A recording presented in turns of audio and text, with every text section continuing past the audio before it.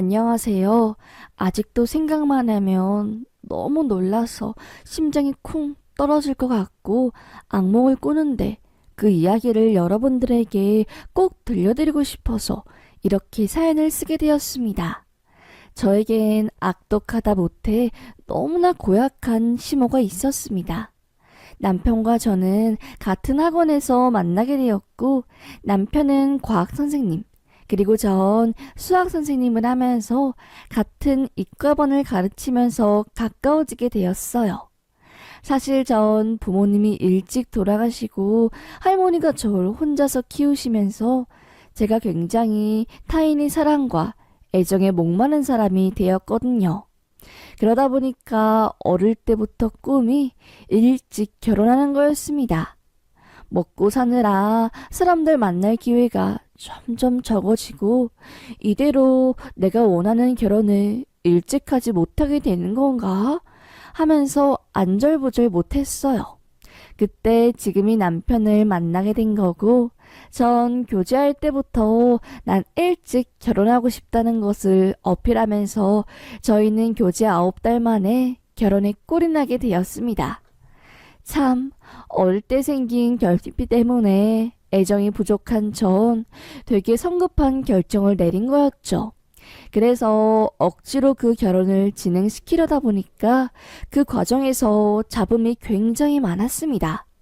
그 잡음이 팔알은 시모 때문이었어요. 시모는 저를 굉장히 마음에 안 들어 하셨어요. 정말 제가 크게 상처받은 일을 하나 말해보자면 제가 결혼 허락을 받으러 예비시댁에 갔었을 때였을 거예요. 제 얼굴을 본 시모는 확 표정이 굳더니 너가 내 아들이 결혼하고 싶다던 그 여자니? 보니까 수학 선생이라고 하더만 같은 학원에서 만난 거고 난 그래도 내 아들이 같은 학원쌤 말고 좀 안정적인 직업을 가진 아이를 데려오길 희망했는데 에이 참 하면서 마음에 안 든다는 표시를 팍팍 낸 겁니다. 그때부터 기가 팍 죽은 전 어떻게 하지? 하면서 굉장히 망설였어요. 그때 시모가 제게 묻더라고요. 부모님은 계시니? 하고요. 전 말했죠. 부모님은 두 분 다 제가 중학교, 고등학교 다닐 때 암으로 사망하셨고 그래서 할머니 손에서 자랐다가 할머니마저 돌아가시면서 전 완전히 혼자가 되었습니다. 그래서 지금은 가족 없이 혼자 살고 있고 그래서 결혼 일찍 하고 싶어 한 거예요. 빨리 가정 꾸리고 싶어서요. 라고 말을 한 순간 시모는 굉장히 일그러진 표정으로 저에게 너가 마음에 안 드는 첫 번째. 일단 난 그렇게 생각해. 이혼 가정이나 혹은 일찍 부모를 잃고 조부모 손에서 자란 애들은 뭔가 부족해. 어딘가 결핍되어 있고 그게 주변 사람들이 힘들게 하거든. 난 널 보면 딱 알 수 있어. 그래서 우리 아들한테 그런 결핍이 되어 있는 애를 보내기 싫다. 이 결혼 정말 반대할 거야. 그리고 두 번째, 여자가 수학을 가르치면 은근히 기가 셀 거야. 난 그렇게 생각해. 수학이라는 게 이성적인 사고를 유도하고 또 그거가 일상화되어 있는 게 수학 선생님들이다 보니까 굉장히 딱딱한 성격을 가졌을 거라고. 자고로 남자들은 잘 웃고 상냥하고 감성적이고 착한 여자를 만나야지 오래오래 별탈 없이 무탈하게 잘 살 수 있는 거야. 마지막으로 세 번째. 그래, 난 솔직하게 돈 많은 집안이 좋다. 그런데 넌 부모도 없고 뭐 집안에서 빨아먹을 수 있는 것도 없으니까 안 될 것 같아. 뭔 말인지 아니? 집안이 별 보잘것이 없으니까 마음에 안 든다 이 말이라고. 이 정도로 마음에 안 드는 이유를 자세하게 설명했으면 대충 알아들었을 거라고 생각을 하고 그냥 이쯤에서 결혼 쳐봐라 하면서 저에게 호되게 말하는데 저 엄청 상처를 크게 받았어요. 그래서 아무 말도 못하고 거기서 정말 돌 씹는 것처럼 밥을 꾸역꾸역 먹으면서 밥과 함께 눈물을 삼키고 후들거리는 다리를 이끌고 시댁에서 나왔습니다.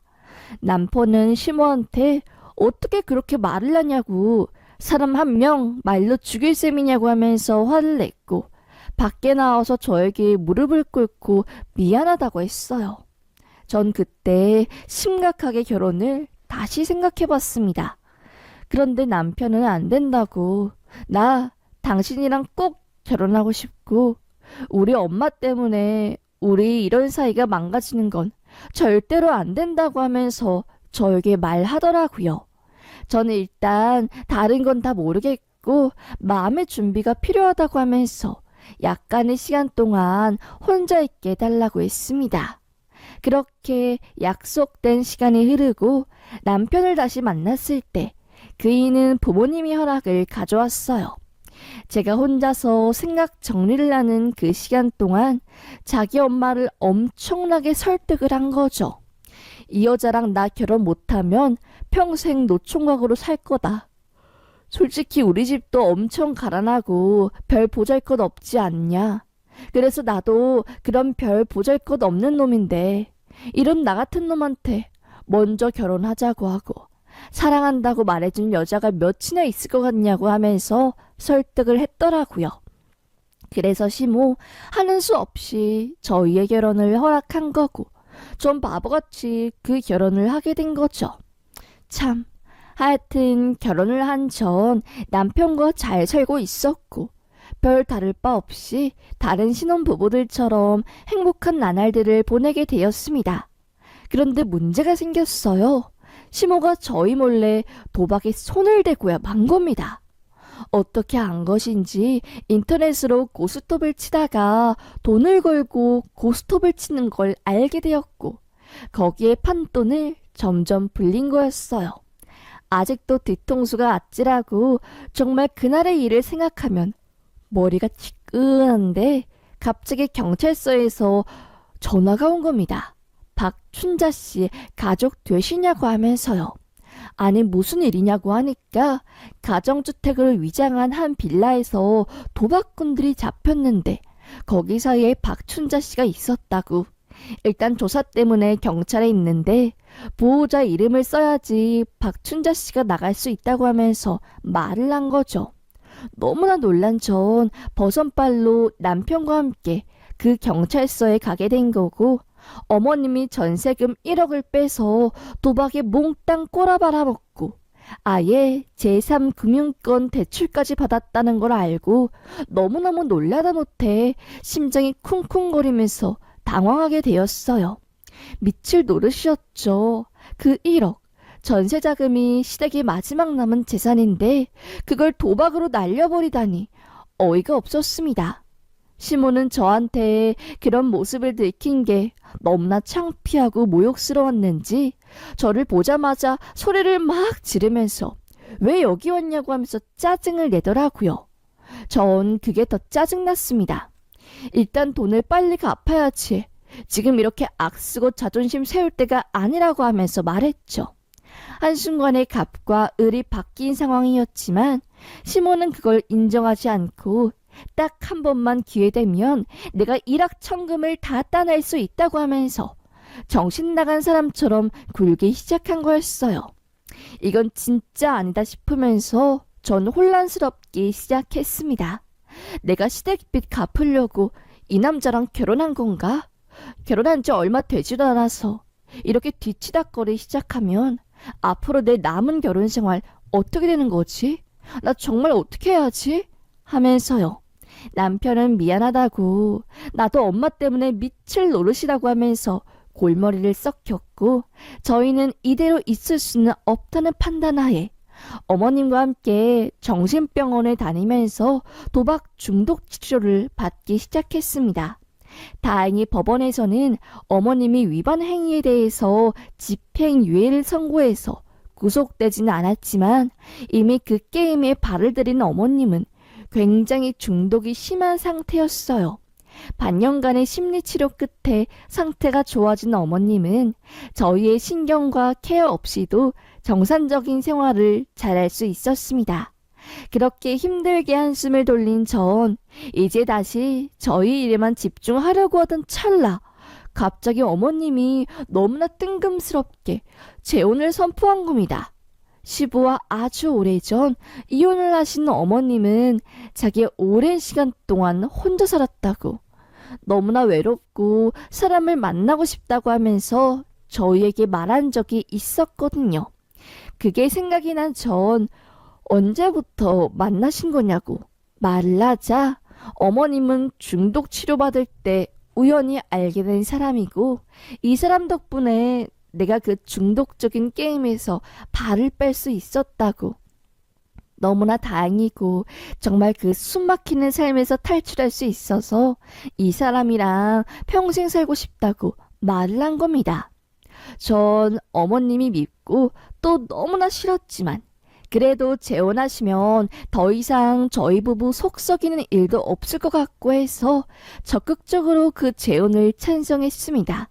남편도 처음엔 굉장히 당황했지만 뭐 엄마도 나이가 있고 또 나이가 있어도 여자니까 남자 만나고 싶은 건 자연스러운 거니까 치료의 일환으로 재혼을 하는 것도 나쁘지 않겠다고 하면서 찬성을 한 거죠. 하여튼 자식들이 허락을 받은 어머님은 자신이 재혼남을 저희에게 소개를 시켜주는데 저 진짜로 놀라 자빠질 뻔했습니다. 어머님도 늙긴 늙었지만 그 재혼남이라고 하는 남자 완전히 늘탱이였어요. 제가 어머님한테 아니 도대체 몇 살 차이 나는 거냐고 묻자 어머님은 손가락으로 이를 표시하는 겁니다. 아, 나 20살 차이였어요. 놀라 자빠질 뻔했죠. 20살 차이? 이게 말이 되는 겁니까? 아니, 아무리 그래도 그렇지 하면서 당황하던 그때 어머님은 이 남자 진짜 돈 많아. 그래서 만나는 거야. 하면서 말을 하더라고요. 와, 어머님 독한 성격인 건 알지만 저렇게 늘탱이랑 재혼할 정도로 강인하고 또 비위가 좋은진 몰랐다고 하면서 입을 떡 벌렸어요. 어머님은 재혼한 뒤에 집을 옮긴다고 하더라고요. 에? 집을 옮긴다고? 어디로 옮기시게요? 어머님. 이라고 하자 어머님은 니네 윗집으로 갈 것 같아 하면서 말을 하는 겁니다. 저 무척이나 당황했죠. 아니 왜 윗집이냐고 하자 우연히 그 재혼남이 가지고 있는 아파트 중에 한 세입자가 월세 빼고 해외로 가게 되었고 갑자기 공실이 된 그 집에 자기네 부부가 들어가서 살면 좋을 것 같다고 하면서 어머님에게 그 집으로 이사를 가자고 한 거죠. 그 집이 이제 저희 윗집인 거고요. 전 좀 당황했어요. 솔직히 시모가 윗집에서 산다고 생각하면 어떤 며느리가 좋아하겠어요. 하여튼 이미 물은 엎질러지고 전 더 이상 뭔가를 할 수 없다고 생각을 해서 그냥 받아들이기로 마음을 먹었습니다. 그렇게 마음을 먹으니까 편하더라고요. 시모를 그냥 윗집에 사는 아줌마로 생각을 하고 오고 가고 마주치면 인사 가끔 하고 그런 정도요. 그런데 어느 순간부터 시모가 안 보이기 시작한 겁니다. 전화도 안 받고 집에 있을 텐데 뭐지 싶었지만 뭐 굳이 제가 먼저 연락할 필요도 없을 것 같아서 무심하게 있었어요. 그러다가 남편이 지방 분점 학원으로 강의를 한 달 정도 가면서 집을 오랜 시간 비우게 되며 완전히 그 집에서 제가 자유가 된 겁니다. 시모 연락도 없고 온전한 자유를 누릴 수 있게 된 전 행복감에 빠졌어요. 그런데 시모가 갑자기 저에게 연락이 온 겁니다. 여기 위층으로 와서 우유곽에 든 용돈을 받아가라고 하더라고요. 좀 전 당황했죠. 우유곽? 왜 직접 만나서 안 주시고 간접적으로 주시는 거지? 하면서 좀 당황했지만 뭐 다 사정이 있겠거니 하고 이해했습니다. 그리고 그 우유곽에 든 용돈 봉투를 연 순간 전 너무 놀라서 기겁하고 말았어요. 그 안에 수백만 원, 안에 수천만 원의 돈 뭉텅이가 있었죠. 어떻게 이렇게 큰 돈을? 하면서 전 집으로 그걸 가져가서 찬찬히 세어보기 시작했습니다. 그런데 그 5만 원 작은 곳에 시모가 쓴 것으로 추정되어 보이는 작은 메모가 발견되었어요. 며느라, 이걸 본 순간 반드시 경찰에 신고를 해다오. 아무도 모르게 은밀하게 신고를 하고 우리 집 문을 따고 바로 들어와야 한다. 안 그러면 난 지금 목숨이 태어 있을 거야. 제발 부탁한다. 라고 하면서요. 전 너무나 당황스럽고 무서워서 이게 어떻게 된 일인지 몰랐으니까 바로 경찰에 일단 신고를 했죠. 저희 요청에 무장 경찰한 사람들이 저희 집에 찾아왔고 전 말했습니다. 시모가 윗집에 사는데 아무래도 이상한 일이 벌어진 것 같다고. 꼭 무장 경찰이 한순간에 집 문을 따고 들어와야 하고 앞에 창문 유리도 막아야 한다고 했으니까 이 집 기억하시고 작전해야 할 것 같다고 말했죠. 어차피 시모 집 같은 가족이니까 경찰에 들어가도 침입 아니라고 하면서 저희는 시모를 구출할 작전을 세웠습니다. 그리고 바로 윗집으로 올라갔어요. 띵동 초인종을 누르자 안에 분명히 사람이 있는데 쥐 죽은 듯이 아무 소리가 안 들리더라고요. 그때 안에서 남자 기침 소리가 들려왔고 전 이 기침 소리가 재혼남이 소리나는 걸 바로 알아채고 경찰한테 사인을 보낸 뒤 순식간에 문고리를 도구로 팍 따버리고 대문을 뜯어냈습니다. 그때 안에서 시모의 비명소리가 들렸고 경찰이 침입한 순간 재혼남이 거실 창문으로 몸을 던지면서 죽으려고 한 겁니다. 그때 그 위층이 위층과 옥상에서 대기하고 있던 특수부대 경찰들이 줄을 타고 내려와서 발로 재혼남의 가슴을 팍 차면서 집으로 들여보냈고 재혼남은 거실에 쓰러지게 된 거죠. 집 안에는 주사기들이 가득했고 컴퓨터만 수십 대가 있었습니다. 이게 대체 어떻게 된 일인가 했더니 사건을 알고 보니까 저 정말 기겁할 뻔했습니다. 시모가 만났다던 그 부자 재혼남, 강남에 빌딩을 가지고 있고 너무 돈이 많아서 넘쳐나는 돈으로 자기를 행복하게 만들어준 그 재혼남은 온라인 돈을 걸어서 하는 게임으로 돈을 벌고 그걸로 으리으리한 월세집을 살면서 부자 행세를 하던 소위 사기꾼이었던 거였어요. 그러다가 게임 중독치료센터에서 어머님을 만난 거고 어머님에게 현란한 말솜씨로 자기랑 살면 자기가 행복하게 해주겠다고 자기의 재산을 이용해서 당신이 가장 잘 나가는 그런 여자로 만들어주겠다고 하면서 가머니설을 한 거죠. 그래서 시모가 바로 재혼을 결심한 거고요. 그런데 결혼을 하자마자 그 남자의 본색 드러낸 거고 시모를 감금하면서 미친 짓을 강행한 겁니다. 불법으로 사람들에게 보이스피싱 같은 걸 걸게 하고 그걸 통해서 번 돈으로 또 게임하고 돈 걸고 그런 식의 삶의 패턴이 지속된 거였어요. 시모는 이렇게 살다간 내가 죽을 것 같아서 어떻게 하지? 이 집을 어떻게 탈출하지 고민을 하다가 보이스피싱으로 번 그 현금 뭉텅이들을 모아서 우유곽에 넣은 뒤 아이들한테 용돈을 준다고 말을 하고 그 돈에 메모를 써서 긴급 구조 요청을 한 거죠. 하여튼 그런 식으로 시모는 구출이 되었고 그 재혼남은 체포되어서 재판에 넘겨졌습니다. 그런데 참 웃긴 게 그 재혼남 나이가 많다는 이유로 그 극악무도한 범죄와 사람을 강제로 감금했다는 사실에도 불구하고 징역 2년밖에 안 받았고 저와 어머님 그리고 남편은 공포에 떨어야 했어요. 그 남자가 출소하면 어떤 짓을 벌일지 몰랐으니까요. 시모는 저에게 그러더라고요. 내가 정말로 너네한테 미안하다고. 특히 며느리. 결혼할 때 내가 보잘것 없다고 막말한 거 다 취소라고. 내가 마음을 너무너무 못되게 먹고 너한테 상처만 가득 주는 그런 언행을 한 것 같아서 정말 뼈저리게 후회한다고 저에게 고백을 한 겁니다. 전 이제라도 사과 받았으니까 괜찮고 일단은 마음 추스르시는 데 집중하라고 하면서 신신당부를 했죠. 그렇게 저희는 몸과 마음이 모두 지쳐버렸고 이제는 서로를 미워하지 말고 아껴주면서 살기로 약속을 하고 서울 생활을 포기하고 한적한 시골로 내려가면서 살기 시작했습니다.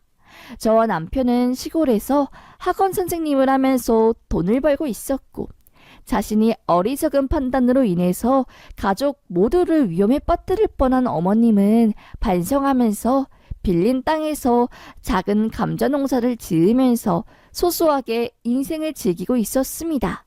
그런데 아무래도 시골에서 살다 보니까 저희도 학원 아이들이 부족해서 수입이 점점 줄게 되었고, 마이너스 통장을 뚫어야 하는 순간까지 올 정도로 재정적으로 악화가 되었어요. 어떻게 하지?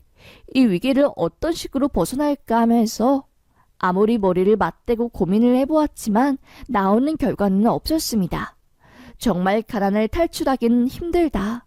마음 편하자고 시골로 온 건데 결국 돈 때문에 마음도 무거워지고 이거 어쩌면 좋나? 하면서 곰곰이 고민을 했습니다. 그런데 그때 정말 하늘에서 동아줄이 내려왔어요. 진짜 감옥에 있던 재혼남이 별세를 하고야 만 겁니다.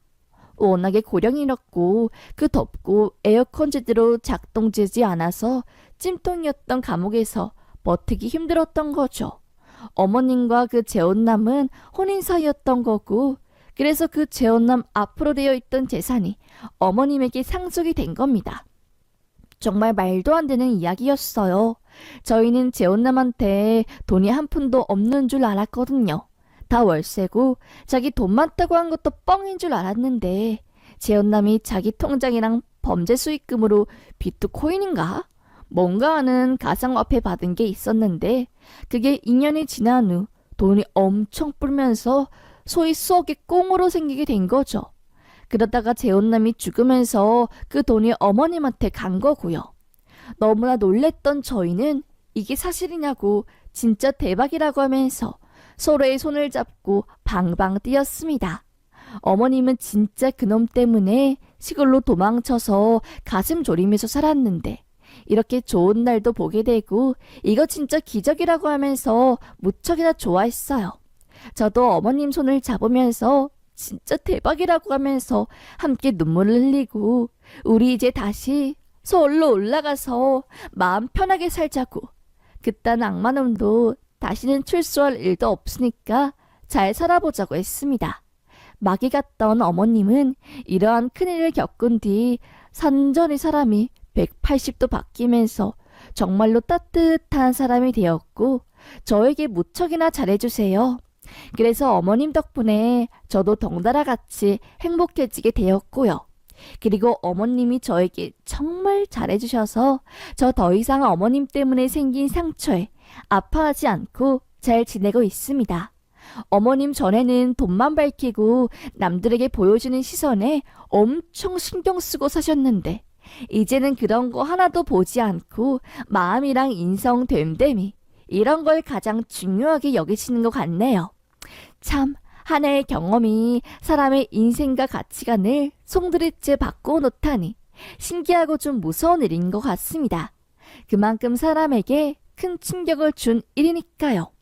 제가 이번 일로 깨달은 건 자기 돈 많다고 행복하게 해주겠다고 하면서 돈으로 접근한 사람들을 정말로 조심해야 한다는 겁니다.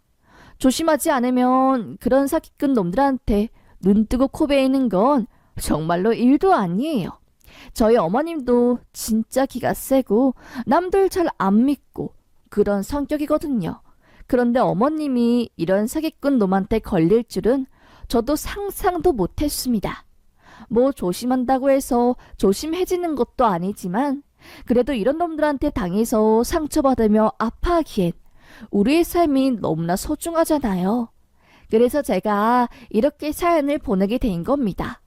다시는 우리 어머님 같은 피해자가 안 생겼으면 하는 바람에서요. 말이 좀 길어졌는데 하여튼 다들 조심하시고 사연 여기서 마치겠습니다. 끝까지 들어주셔서 정말로 감사합니다.